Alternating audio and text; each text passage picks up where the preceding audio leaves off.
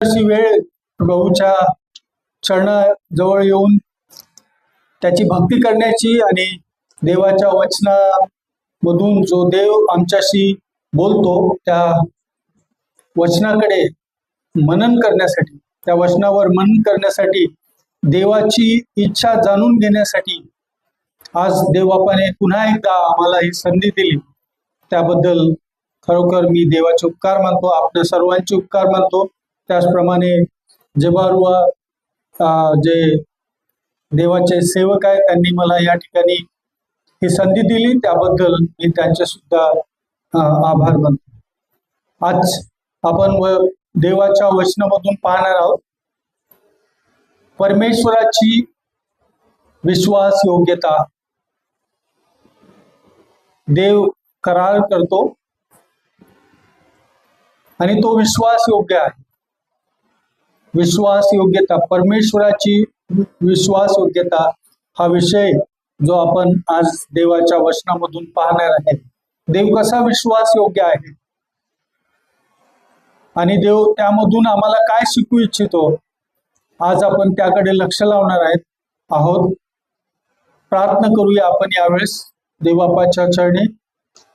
प्रभुदेवा, तुझ्या वचनाच्या द्वारे तू आमच्या अंतःकरणाशी बोल, म्हणून आपण देवाकडे प्रार्थना करूया। आम्ही मनुष्याचे शब्द नाही तर तुझी वाणी ऐकू इच्छितो। यावेळेस आपण प्रार्थना करू। प्रभुदेवा, आकाश आणि पृथ्वीच्या निर्मात्या प्रभू, आम्ही यावेळेस दीन नम्र होऊन तुझ्या चरणी आलो आहे। देवबापा, परमेश्वर पिता, तुझ्या भवनामध्ये तुझी भक्ती करण्यासाठी तू आम्हाला एकत्रित केलं। मागील सर्व सप्ताहामध्ये प्रभू परमेश्वर पिता तू आमचा सांभाळ केला, पावलो पावली आमचं रक्षण केलं। देवबापा, तू आम्हाला लागणाऱ्या सर्व गरजा पूर्ण केल्या आणि प्रभू पुन्हा एकदा प्रभू तुझ्या सानिध्यामध्ये येऊन तुझी भक्ती करण्यासाठी, तुझी वाणी ऐकण्यासाठी तू आम्हाला एकत्रित केलं, त्याबद्दल आम्ही तुझे उपकार मानतो। देवबापा, ही वेळ मी माझं जीवन आणि संपूर्ण तुझ्या प्रिय लोकांचं जीवन तुझ्या पवित्र हातामध्ये सोपवतो। प्रभू, ही जी वेळ आहे प्रभू परमेश्वर पिता, ती आम्हा प्रत्येकाच्या आशीर्वादाचं कारण बनते। तुझी उपस्थिती आमच्यामध्ये असू दे, तुझ्या आत्म्याच्या आणि सत्य वचनाच्या द्वारे तू आमच्या अंतःकरणाशी बोल। तुझी इच्छा आमच्या जीवनामध्ये तू प्रगट कर। येशू ख्रिस्त आमचा तारणारा, याच्या प्रिय सामर्थ्य नावामध्ये मागतो म्हणून आमेन। आज जे विषय आपण पाहणार आहे तो शास्त्रभाग उत्पत्ती, त्याचा 17वा अध्याय आणि 7वं वचन। आपण सर्व हे वचन वाचूया। उत्पत्ती 17:7, जेनेसिस 17:7। आपल्यापैकी जर कोणाला ते वचन मिळतं तर तुम्ही जोरात वाचू शकता।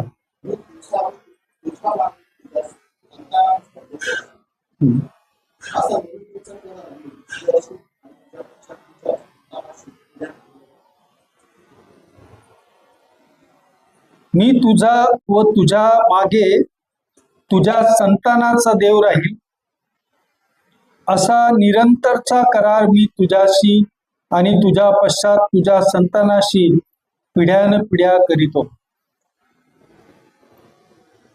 सर्वात अगोदर आपल्याला हे पाहायचं आहे की अब्राहम ज्याच्याशी देव करार करतो। करार म्हणजे करार समजते सर्वांना ना, हे जनरली सर्वांना माहिती आहे। करार हा शब्द आहे ना, की दोन व्यक्तीमध्ये एक करार केला जातो। तो पुष्कळदा पाहतो आपण की जसं मालमत्ता जेव्हा एक दुसऱ्याच्या याच्यामध्ये आपण विक्री करणारा किंवा घेणारा, त्याच्यामध्ये सुद्धा एक करार होते। वेगवेगळ्या गोष्टीमध्ये, दोन कंपन्यांमध्ये, एक व्यक्ती आणि एक कंपनीमध्ये आपण पाहतो तो करार केला, त्याला बॉन्ड आहे ना, म्हणजे अशा प्रकारचा करार आपण हा शब्द नेहमी ऐकत आलेला आहे आणि तो सर्व म्हणजे आपल्या प्रतिदिवसाच्या जीवनामध्ये सुद्धा आपल्याला हा शब्द पाहायला मिळतो। या वचनामध्ये देव बाप सांगत आहे अब्राहमाच्या सोबत तो करार करताय. देव अब्राहमासोबत करार करतो. या अगोदर सुद्धा देवबापाने काही पुष्कळचे जे अगोदरचे जे लोक आहेत त्यांच्यासोबत सुद्धा करार केला. त्याने वाचा बांधली आहे ना. करार, वाचा म्हणजे हिंदीमध्ये आहे, परंतु करार जो शब्द आहे, आपण नवीन करार जुना करार हे मराठी बायबलमध्ये आपल्याला पाहायला दोन दोन वेगवेगळे करार आहेत. दोन वेगवेगळे काय म्हणतात त्याला, एक संकल्प आहे ना देवाने केलेले.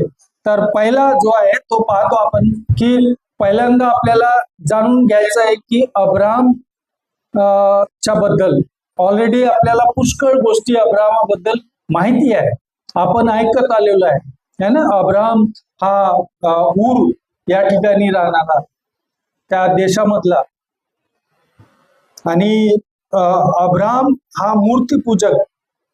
देवाने त्याला बोलवलं 12व्या अध्यायामध्ये, आपण 11व्या अध्यायामध्ये, उत्पत्ती 11-12 अध्यायामध्ये सर्व माहिती आपल्याला पाहायला मिळते की देवबापाने अब्राहमाला बोलवलं. एक व्यक्ती ची निवड देवबाप एका उद्देशाने, एका मोठ्या एका उद्देशाच्या द्वारे तो व्यक्तीला निवडतो. देव व्यक्ती म्हणजे एक व्यक्तीला निवडतो, देव राष्ट्राला निवडतो, देव कुटुंबाला सुद्धा निवडतो. तर पहिली आपण या ठिकाणी पाहताय उत्पत्तीमध्ये की अब्राहमाची निवड देव करतो, त्याला बोलवतो. आणि जेव्हा देव अब्राहमाला बोलवतो त्यावेळेस आपण पाहतो की त्याचा प्रतिसाद देवाच्या बरोबर काय आहे ते आपल्याला पाहायला मिळते. उत्पत्ती 11व्या अध्यायामध्ये आपण ते सर्व पाहतो की देवबाप जेव्हा त्याला हाक मारतो किंवा बोलवतो त्यावेळेस तो आज्ञेचं पालन करतो. सर्वात ना महत्वाची विश्वासाने. आता त्याला माहित नव्हतं. आपण पाहतो पवित्र शास्त्र सांगतं की अब्राहमाला माहीतच नाही की त्याला कुठे जायचं आहे, कोण बोलवत आहे ना, माहित नाहीये. त्याच्याकडे कुठल्याच प्रकारचा नकाशा सुद्धा नाही, तो कुठे जाणार आहे. परंतु देवाने जेव्हा त्याला बोलवलं त्यावेळेस त्याचं पहिलं जे प्रक्रिया किंवा त्याचं जे क्रिया आहे काय, तो विश्वासाने पाऊल टाक है ना पुढे, आणि तो देवाच्या हाकेला प्रतिउत्तर म्हणून तो विश्वासाने चालायला लागतो. आणि देव त्याच्यासोबत बोलत आहे. देव बोलतो, अब्राहमासोबत देव बोलला. आणि पुष्कळ गोष्टी आपण पाहतो की देवाने जेव्हा अब्राहमाला बोलवलं तर देवाने फक्त अब्राहमाला निवडलं, फक्त अब्राहमाला बोलवलं. परंतु काय पाहतो आपण की अब्राहम काय करतो, आपल्यासोबत आपल्या वडील आणि लूत त्याचा पुतण्या त्या दोघांना सुद्धा घेऊन तो जातो सोबत है ना. पुष्कळदा देवाची इच्छा माझ्या जीवनासाठी काय आहे, मला देवाने बोलवलेलं आहे, आणि ही गोष्ट पुष्कळदा आपण विसरून आपल्याला वाटते की आपल्यासोबत हे सर्व लोक पाहिजे है ना. एकटे कसं जाणार, म्हणून कोणीतरी आपल्याला सहाय्य करणारा, कोणीतरी आपल्या सोबत आपल्याला कदाचित त्यानं धीर देणारा, सांत्वन देणारा, कठीण परिस्थितीमध्ये किंवा अनोळखी जागे जात असताना आपल्या सोबत कोणीतरी व्यक्ती पाहिजे, कोणीतरी पाहिजे, आपला कोणीतरी पाहिजे, अशी प्रत्येक व्यक्तीच्या मनामध्ये एक इच्छा असते. कदाचित मला असं वाटतं माझ्या विचाराने की अब्राहम सुद्धा असाच विचार केला असेल, किंवा त्याच्या कुटुंबातल्या लोकांना त्याला सोडू इच्छित नाही म्हणून त्याने सोबत आपल्या वडिलाला आणि पुतण्याला सुद्धा घेऊन गेला. परंतु देवाची इच्छा ती नव्हती. देव अब्राहमाला स्पेशली व्यक्तिगत रूपाने देव अब्राहमाला आशीर्वाद देऊ इच्छितो, देव अब्राहमासोबत करार करू इच्छितो, आणि देव त्याला आशीर्वाद देऊन संपूर्ण जगात मानव जातीला तो आशीर्वाद देणार आहे. याची कल्पना कदाचित अब्राहमाला नसेल. परंतु आपण पाहतो की हारान या ठिकाणी आल्यानंतर देव काय करतो, त्याच्या वडिलाला संपवून, म्हणजे तो तिथे मरण पावतो. वडील तेरा त्याचं नाव आहे, है ना, आपल्याला सर्वांना माहिती. अब्रामाच्या वडिलाचं नाव काय, तेरह.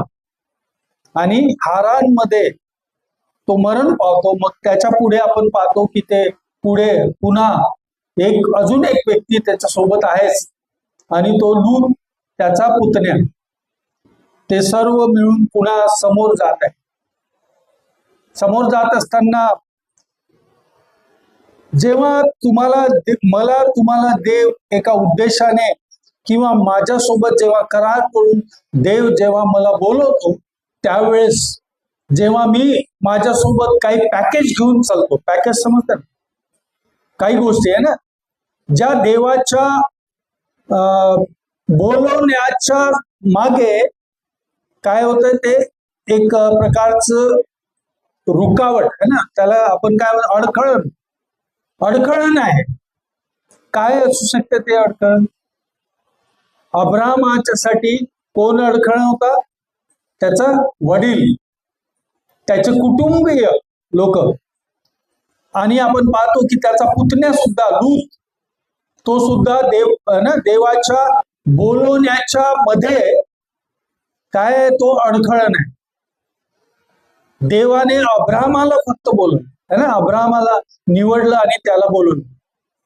म्हणून देव जेव्हा ज्या गोष्टी आपण घेऊन चालत आहे, पॅकेज सोबत घेऊन चालत आहे, देव त्याची छाटणी करतो. काय करतो देव? छाटणी करतो है ना. एक एक गोष्ट आमच्या जीवनामधून तो दूर करतो. आणि हे दूर करत असताना कदाचित आम्हाला कष्ट सुद्धा कष्ट होईल नक्कीच. ज्या गोष्टी आम्हाला आवडणाऱ्या आहे ना, जेव्हा आपल्यापासून ते दूर जात असतात तेव्हा आपल्याला कष्ट होते है ना. जेव्हा अब्रामाचा वडील मरण पावला हारानमध्ये, तेव्हा अब्रामाला नक्कीच दुःख झालं असेल है ना. मग त्याच्यानंतर आपण पाहतो की तरी सुद्धा अब्रामाचं एक सुंदरस गुण आपल्याला पाहायला मिळतं की तो विश्वास ठेवणारा व्यक्ती आहे, आज्ञाचं पालन करणारा व्यक्ती आहे, आज्ञाकारी आहे, हे आपल्याला पाहायला मिळतं. तो विश्वासाने चालत आहे देवाने त्याला बोलवल्यानंतर. आणि आपण पाहतो की पुढे तो चालत असताना त्या ठिकाणी पुन्हा एक समोर घटना घडते, आणि ती म्हणजे अब्रामाचे जे चाकर आहेत आणि लूत, दोघांची खूप संपत्ती वाढत आहे. ऑलरेडी खूप संपत्ती, धनी लोक आहेत ते. आणि त्यावेळेस लूत अब्रामापासून वेगळा होतो है ना, आणि तो कुठे जाऊन बसतो?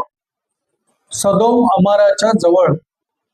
सदोम अमारामध्ये तो जातो, कारण तिथे सर्व फार सुंदर आणि ग्रीनरी आहे, उपजाऊ जमीन आहे, सर्व म्हणजे एकदम हिरवं त्याला दिसत आहे. आणि त्याची निवड तो करतो, आणि तो सदोम अमोरा या ठिकाणी जाऊन राहतो. परंतु अब्राम वेगळ्या मार्गाने जातो, वेगळ्या दिशेने. आणि तो म्हणतोय, काय म्हणतो की जर तू पूर्वेकडे जातील तर मी कुठे जाणार? पश्चिमेकडे है ना, विरुद्ध दिशेने. देव जेव्हा आम्हाला बोलवतो त्यावेळेस आमची दिशा, ज्या दिशेने आम्ही चालत आहे त्याच्या विरुद्ध दिशेने चालण्यास आम्हाला देव सांगतो पूर्णपणे. आणि अब्रामाच्या सोबत या ठिकाणी, ठीक आहे, हा विषय मी जे सांगत आहे त्या ठिकाणी आपल्याला पाहायला मिळतं की देव तुम्हाला आणि मला जेव्हा बोलवतो तो विश्वास योग्य आहे. देव कसा आहे? विश्वास योग्य आहे. त्याची विश्वास योग्यता आपल्याला या ठिकाणी पाहायला मिळते. आणि ती काय आहे आपण पाहणार आहे अजून देवाच्या वचनामधून. तर अब्रामापासून आता कोण वेगळा झाला? लूत सुद्धा वेगळा झाला है ना. लूतची कहाणी आपल्याला माहिती आहे ना, त्याची गोष्ट माहिती आहे सर्वांना. मी त्या लूतच्या बद्दल तुम्हाला जास्त गोष्ट सांगण्याची गरज नाही. कारण आपण पाहतो की मग त्या ठिकाणी देवबाप सदोम अमराचा नाश करतो, कारण तिथे पाप वाढलेलं आहे. देव म्हणतो आहे ना या ठिकाणी खूप पाप वाढलेलं आहे, भयंकर प्रकारचं पाप, म्हणजे मनुष्य इतका भ्रष्ट झालेला आहे. त्या ठिकाणी परंतु देवबाप लूत वरती सुद्धा अब्रामामुळे है ना, अब्रामामुळे देव लूत या व्यक्तीवर सुद्धा काय करतो, आपली दृष्टी टाकतो, त्याच्यावर दया करतो आणि त्याला वाचवतो. ठीक आहे, अब्रामामुळे. तर या ठिकाणी आता करार जो आहे, देव जो करार करतो तो अब्रामासोबत व्यक्तिगत. देवबाप त्याच्याद्वारे काय करू इच्छितो या ठिकाणी 7व्या वचनापासून आपल्याला पाहायला मिळतं की देवबाप अब्रामाला काय सांगतो. पहिली गोष्ट आपण मला वाटतं 17वा अध्याय आणि त्याचा पहिल्या वचनापासून जर बघितलं तर आपल्याला सर्व बॅकग्राऊंड पाहायला मिळेल है ना, त्याची पार्श्वभूमी पाहायला मिळेल की काय देव जेव्हा त्याच्यासोबत करार करत आहे. देवाने ऑलरेडी अब्रामाला बोलवलं, त्या अगोदर देव त्याच्याशी बोलला, त्याच्याशी करार केला. परंतु या ठिकाणी 17व्या अध्यायामध्ये आपण पाहतो की देव विशेष रूपाने पुन्हा एकदा देव त्याच्याशी करार करत आहे, पुन्हा एकदा बोलतो. आणि पहिलंच वचन, अब्राम 99 वर्षाचा झाला तेव्हा परमेश्वर त्याला दर्शन देऊन म्हणाला. त्याच्या अगोदर सुद्धा देवाने अब्रामाला बोलवताना दर्शन देऊन है ना त्याला बोलवलं. आता या ठिकाणी पुन्हा तो 99 वर्ष झाला. अब्रामाला जेव्हा देवाने बोलवलं तो किती वर्षाचा असेल कोणाला माहिती आहे?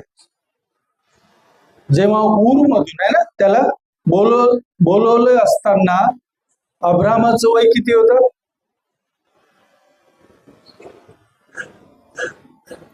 कोणाला माहिती आहे? 77 है ना, तो 77 वर्षाचा. ठीक आहे, हे म्हणजे होऊ शकते ते वर्ष जेव्हा मी सांगितलं ते वर्ष इकडे तिकडे होऊ शकतं, परंतु अब्राम 77 वर्षाचा असताना देवाने अब्रामाला ऊर मधून बोलवलं. ठीक आहे, आता आपण पाहतो की तो आता 99 वर्षाचा झाला. किती वर्ष झाले? 99 वर्ष. मग 77 आणि 99 त्याच्यामधला किती वर्षाचा काळ?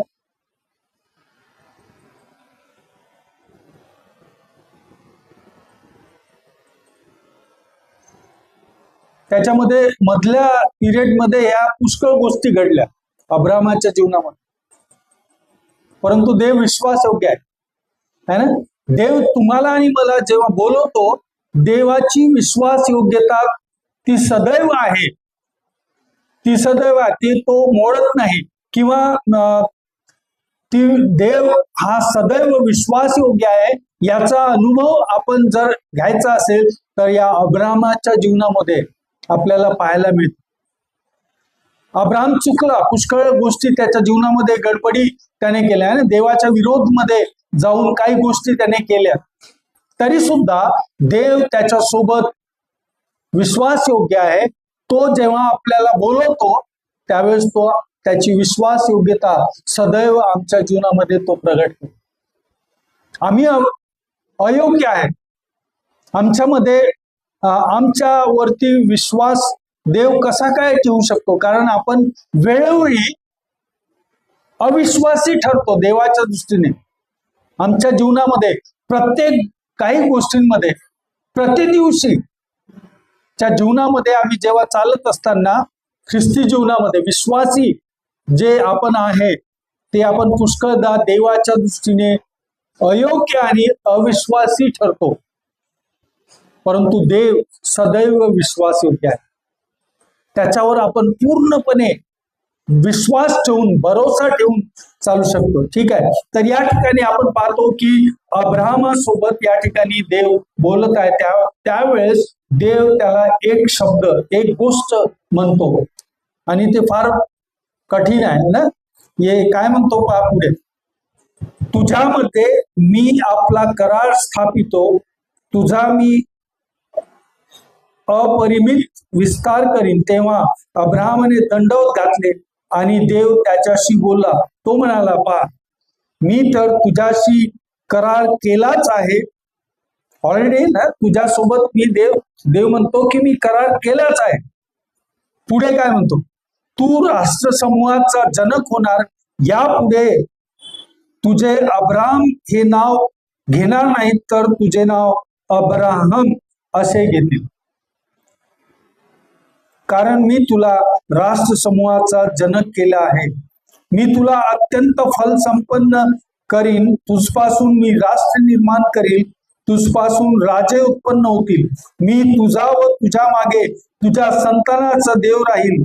असा निरंतर करार मी तुझशी आणि तुझ्या पश्चात तुझ्या संतानाशी पिढ्यानपिढ्या करीतो. या कनान देशात तू उपरी आहेस. हा सगळा देश मी तुला व तुझ्या पश्चात तुझ्या संतानाला कायम वतन देईन आणि मी त्यांचा देव राहील. देव अब्रामास आणखी म्हणाला, आता तू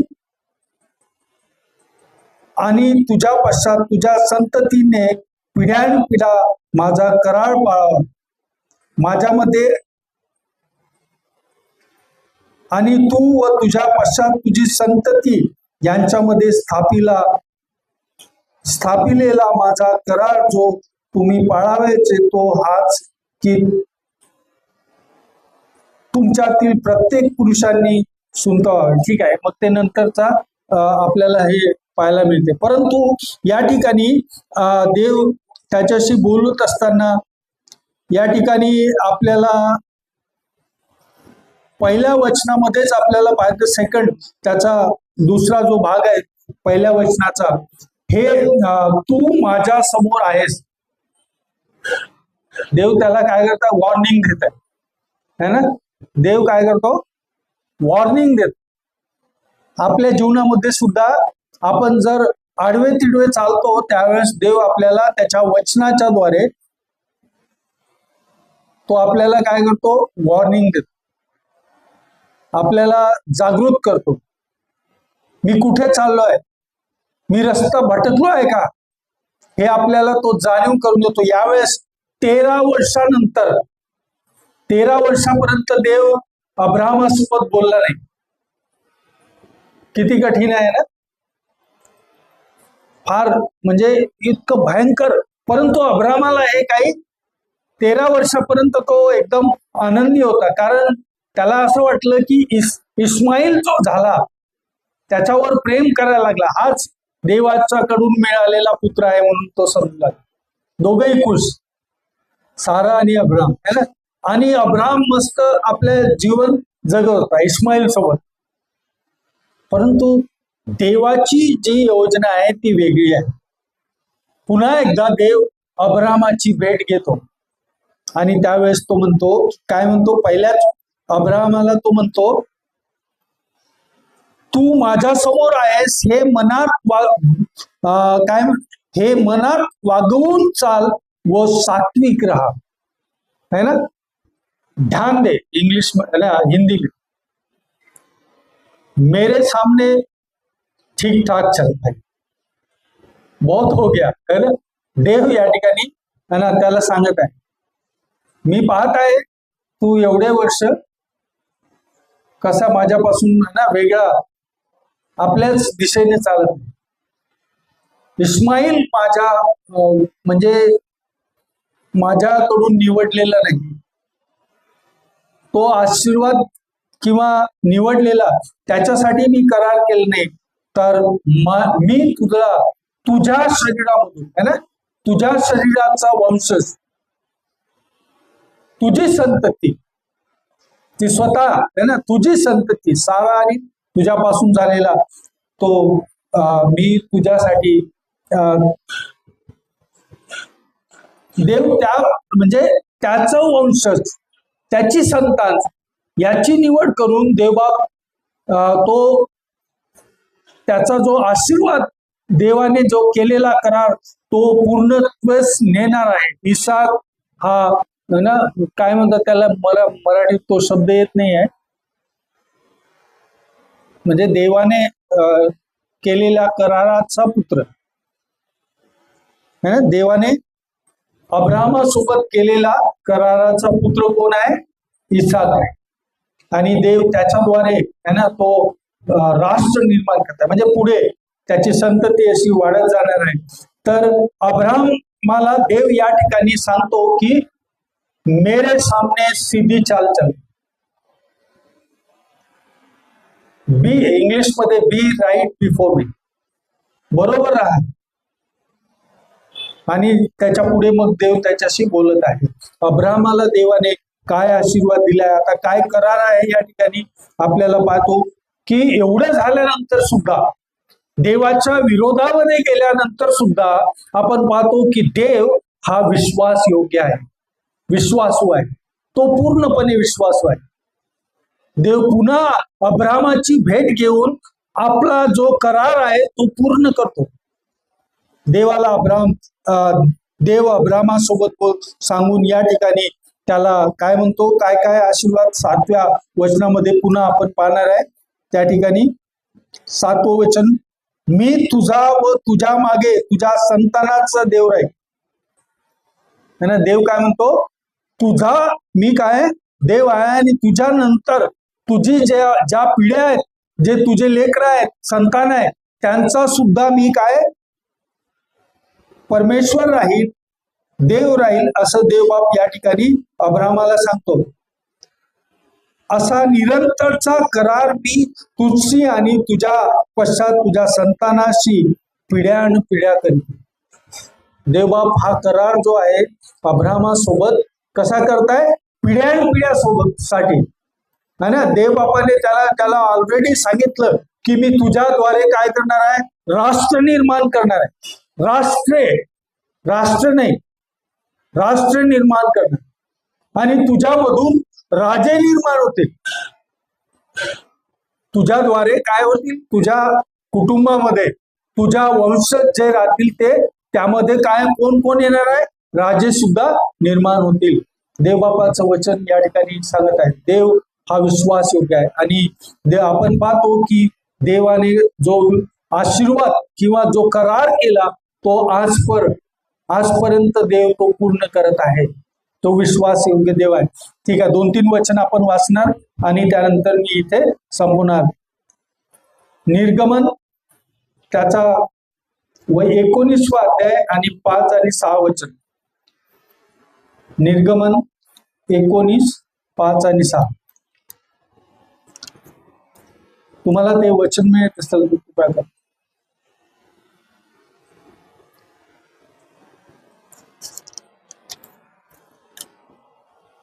ठीक आहे, मी वाचतो तुमच्यासाठी.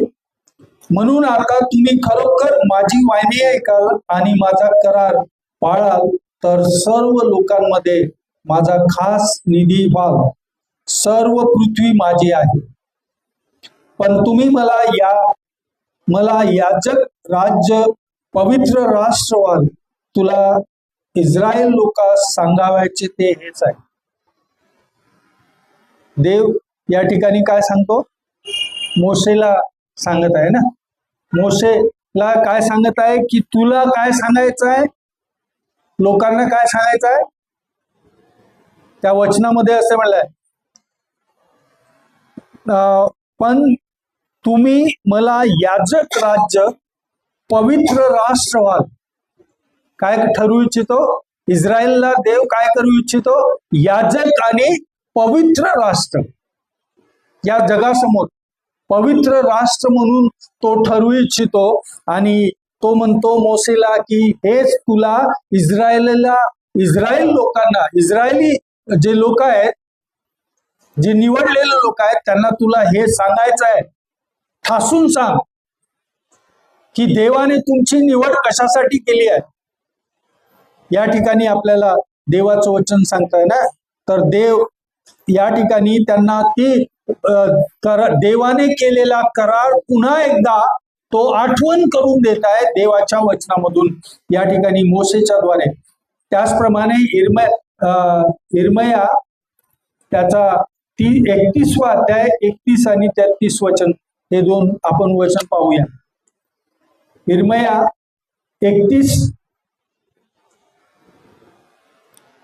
31वा अध्याय 31 वचन आणि 31 ते 33 वचन. कोणी वाचणार? हा.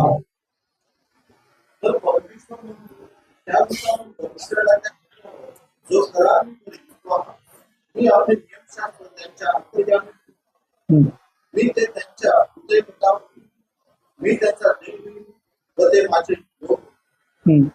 परमेश्वर म्हणतो ज्यामध्ये तुम्ही आपल्या शेजाऱ्यास तुम्ही आपल्या परमेश्वराला बोलता असे बोध करणार नाही. कारण लहान मुलापासून मोरापर्यंत ते सर्व म्हणावं मी त्यांच्या अधर्माची क्षमा करेन, त्यांचे पाप यापुढे स्मरणार.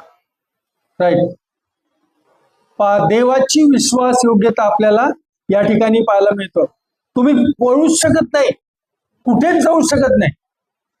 देव जेव्हा तुम्हाला बोलवलेला आहे, तुमची जेव्हा निवड केली देवाने, तुम्ही त्याच्यापासून कुठेही जाऊ शकत नाही. आणि म्हणून दाऊद म्हणतो की मी है ना कुठे 7 समुद्रा पलीकडे जरी गेलो तरी तू तिथे आहे. तुझा हात माझ्यावरती आहे. तुझ्या उपस्थितीपासून, तुझ्या सानिध्यापासून मी कुठेही पळून जाऊ शकत नाही. देव जेव्हा बोलवतो तो त्याला तो कधी सोडत नाही. तो देव सदैव विश्वास योग्य आहे. आम्ही कदाचित अविश्वासी आणि अयोग्य असे वागतो, परंतु देव सदोदित विश्वास. आणि तो काय म्हणतो की तुम्हाला काय करणार आहे माहित आहे का? मी माझी व्यवस्था तुमच्या अंतःकरणामध्ये टाकणार. म्हणजे ते तुम्हाला सदैव काय देईल? आठवण देईल, है ना. देवाचं वचन आपल्याला या ठिकाणी सांगतात. आता एक वचन वाचणार शेवटचं आणि मग या ठिकाणी मी संपवणार. देव न बदलणारा आहे. देव विश्वास योग्य आहे आणि देव तो निरंतर, म्हणजे तो एकसारखा आहे, तो बदलत नाही. राष्ट्र बदलले, साम्राज्य बदलले, माणूस बदलतो, मी आज आहे उद्या बदलणार, है ना, संपवून जाणार, परंतु देव एकसारखा आहे. देव न बदलणारा आहे. त्यासाठी आपण इब्रिकराचं पत्र 13वा अध्याय आणि 8वं वचन, त्यासोबत याकूब 1:17 हे वचन आपण वाचू. इब्रिकराचं पत्र त्याचा 13वा अध्याय आणि 8वं वचन. तुमच्याकडे कोणाच्याकडे मराठी बायबल नाही आहे? हा हा 13:8.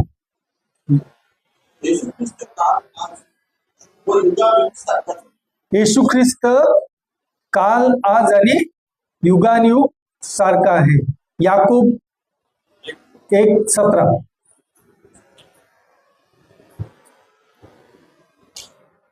प्रत्येक उत्तम व प्रत्येक पूर्ण काम करून ज्याला विकार नाही तो विज्ञाने छायेचा अशा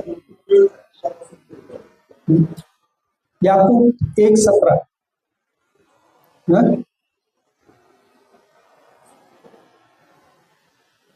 याकूब 1:17. ठीक आहे. रोमकराचं पत्र 3रा अध्याय 3 आणि 4 वचन.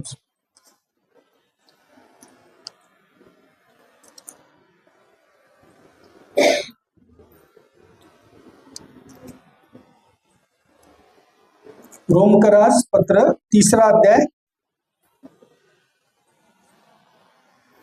3 आणि 4 वचन मी वाचतो. कित्येकांनी विश्वास ठेविला नाही तरी काय झाले? त्यांच्या विश्वासहीनतेमुळे देवाची विश्वसनीयता व्यर्थ होईल का?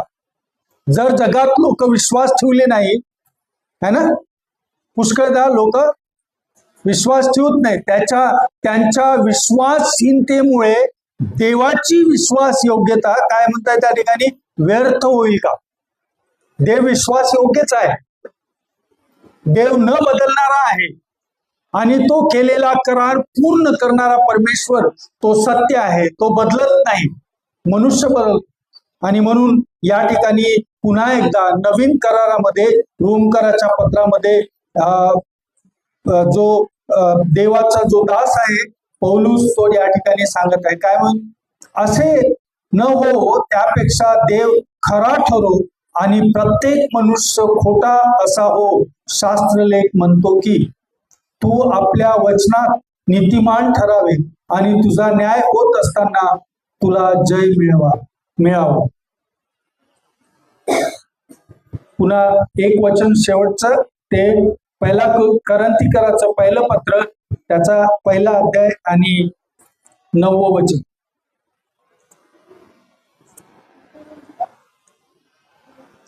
एक 9.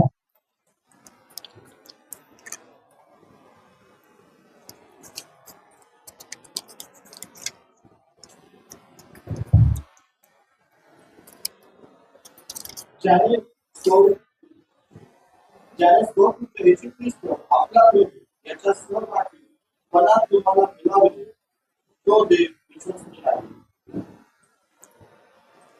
देव काय, ज्याने तुम्हाला बोलवलेलं आहे येशू ख्रिस्तामध्ये, तो देव काय आहे, विश्वासयोग्य आहे. तर देवाची विश्वासयोग्यता ही प्रत्येक दिवशी आपल्या जीवनामध्ये आम्ही अनुभव करू शकतो. अब्राहमासोबत देव सदैव विश्वासयोग्य राहून त्याने आपला करार पूर्ण केलेला आहे आणि पूर्ण करत आहे येशू ख्रिस्ताच्या द्वारे, है ना. देव आता संपूर्ण जगाला आशीर्वादित करत. कुठे आपण पाहतो आता त्यानं अब्राहमासोबत केलेल्या कराराची पूर्तता आपण येशू ख्रिस्तामध्ये पाहतो आणि येशू ख्रिस्ताच्या द्वारे देव सर्व जगाला आशीर्वादित करत आहे. जे कोणी विश्वास ठेवणार प्रभू येशू ख्रिस्तावरती त्याला काय मिळणार, अनंत काळचं जीवन, कनान देश नाही, है ना. देव आपल्याला काय देणार आहे, अनंत काळचं जीवन देणार. आपण प्रार्थना करूया, आपण सुद्धा देवाच्या विश्वासामध्ये, है ना, त्याच्यावर पूर्णपणे आशा ठेवून विश्वासाने त्याच्या सोबत चालू. देवबाप आपल्याला आशीर्वादित करो या वचनांच्या द्वारे. तुम्हा सर्वांना देवबाप तुमच्या सोबत असून तुम्हाला देवासोबत विश्वास योग्य राहण्यासाठी, त्याची इच्छा जाणून घेण्यासाठी देवबाप तुम्हा सर्वांना सहाय्य करू हीच मी प्रार्थना. थँक्यू.